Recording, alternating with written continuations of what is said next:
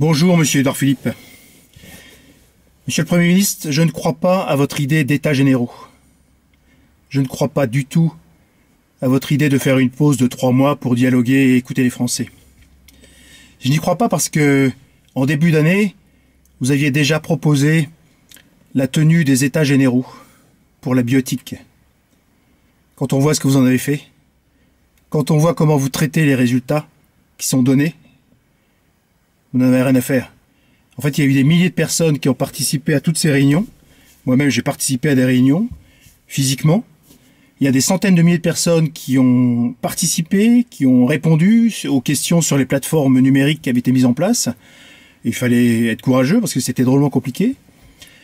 Et malgré les résultats donc, qui annoncent très clairement que, au minimum, il n'y a pas de consensus et qu'on appelle à la prudence, et que même à plus de 80% se dégage l'idée que on veut tous que les enfants aient un droit à avoir un père et une mère, malgré cela, vous n'en avez rien à faire.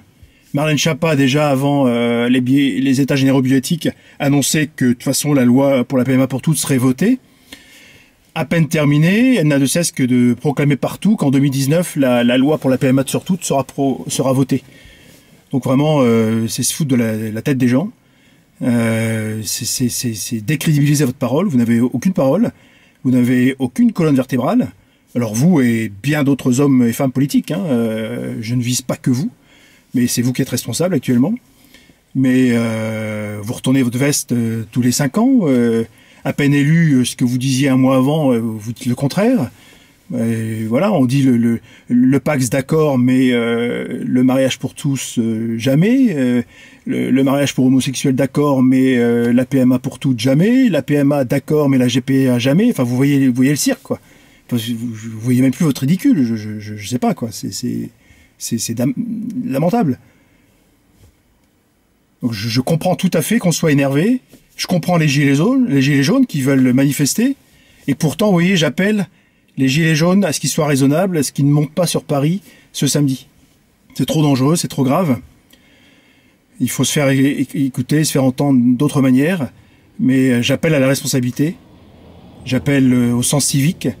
Cette même conscience, cette même responsabilité, sens de la responsabilité que nous avons aussi quand nous demandons à ce qu'on fasse attention, qu'on prenne soin à ce que tous les enfants puissent avoir un père et une mère.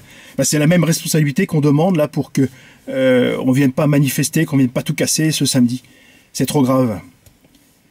Mais je pense aussi que vous, votre gouvernement, les gouvernements précédents sont pour beaucoup dans les radicalisations de ces manifestations. Malheureusement, on a l'impression qu'il n'y a que quand ça tape, quand il y a de la violence, qu'enfin le gouvernement bouge, qu'enfin le gouvernement écoute.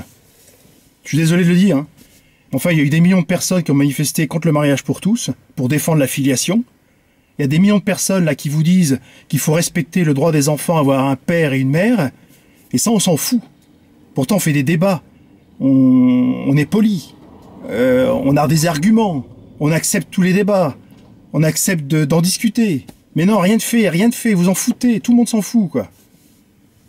Donc on comprend après que ça se radicalise.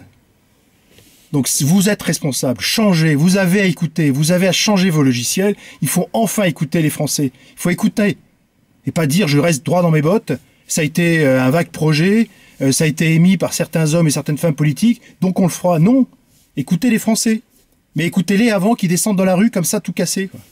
Parce que ça encore c'est pas responsable. On se défend pour une humanité, on se défend pour une responsabilité, une société qui est responsable les uns envers les autres, les uns pour les autres. Et ça, c'est pas responsable d'aller comme ça, tout casser dans tout Paris. Voilà ce que j'avais à vous dire. Et je demande à tous les pères de famille, toutes les familles, de se mobiliser, voilà, pour qu'il y ait un sens de la responsabilité qui soit clairement énoncé et qui soit entendu au plus haut niveau de l'État. Merci.